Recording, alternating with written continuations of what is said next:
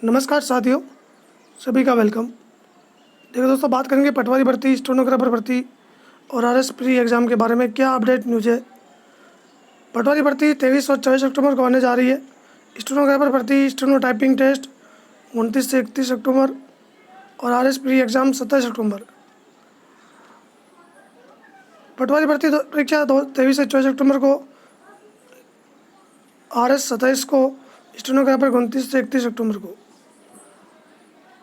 तो इस संबंध में राज्य सरकार ने आदेश जारी किया है कि रोडवेज में एक दिन पहले और एक दिन बाद, एग्ज़ाम के एक दिन पहले और बाद में फ्री में यात्रा कर सकेंगे। पटवारी भर्ती परीक्षा में 5,378 पोस्ट है, 15.5 लाख जिसमें आवेदन प्राप्त हुए हैं।